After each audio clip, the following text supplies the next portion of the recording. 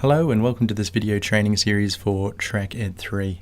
We're going to look at getting started with TrackEd 3.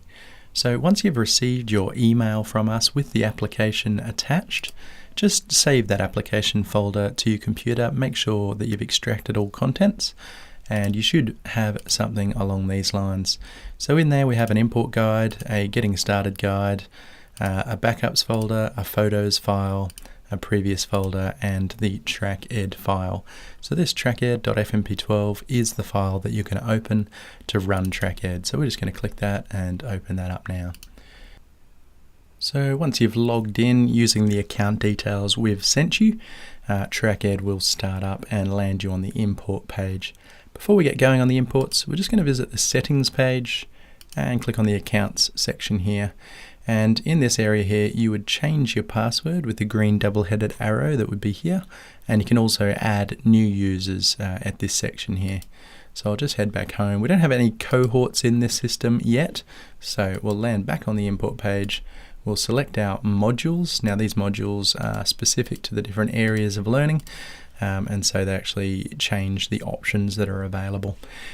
For this demo, we're going to import our Year 12s, and I'm just going to zoom this up a little bit to 150%, expand it out, and I'm also going to drag over our demo data set that we've created earlier. So in order to source your data for these imports, we're going to click this Read This First option, which is always a good place to start. That will launch our support website, and here we have an import guide which you can download. So when I download that, I'll just do that now.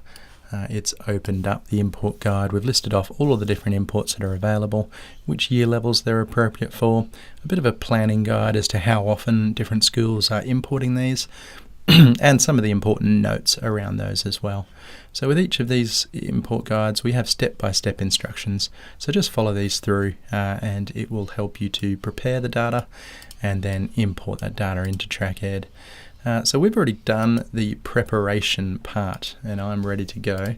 This is some data that I've pre-prepared. I've pulled all of this data from my various sources and I'm ready to start importing that into TrackEd.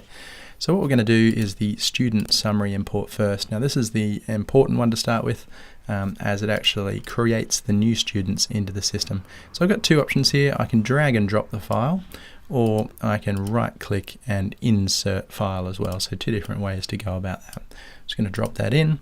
The import note right through TrackEd is optional, but if you do fill in the import note, it actually comes up in the import log. So you might like to have a process around that.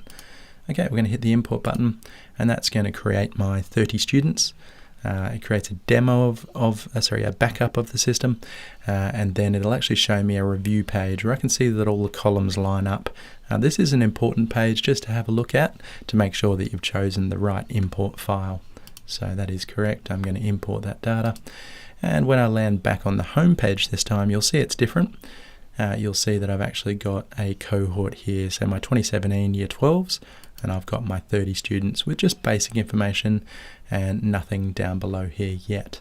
So I'll head back to the import page, back to my 9 to 12 section, and this time I'm going to do my student results. Now it's important to start with the oldest data that you've got available that you want to go back to. So in this case I've chosen to go back 2 years for my Year 12s. So I'm importing last year's 4 terms and then this year's 4 terms. 2, 3, oops, I can't see the bottom yet, so I'll scroll down a little bit and scroll down again, term 4. So I've now got 8 terms worth of data. If you don't have all of the terms, that's okay, they just end up as blank columns. And if you're importing for primary, instead of term, it'll actually say semester here. So we just want semester 1 or semester 2 in that case. Okay, so I'm ready to go. We're going to do an import. So that's actually going to create a backup of my system, same as before. And it's going to give me a review page for each of the files that I've dropped in there. So in this case, there'll be 8. And I'll drop in those 8, ready to go. Once we've reviewed that all the columns matched up and line up and are in the right places, it'll go ahead and it'll create all of the result records, all of the subject records, and link those records to the students. The results import is one of the slower imports because we're putting a lot of data into the right places ready for reporting. So it's actually been optimized for that reporting process. So now my 30 students have been imported for 8 reporting periods. I can hit OK, and back on the home page again, it will let me click onto those cohorts, and I should be able to see that data for their year 11 through to year 12, and I can click through the different students and see their academic journey already.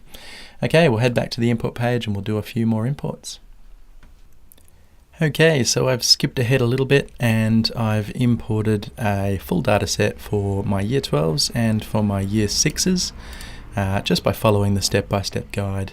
And as you can see on this profile page now, I have a more complete set of data. I can look at my different tab options and I can see that a lot of extra information has now been brought into the system ready for me to use.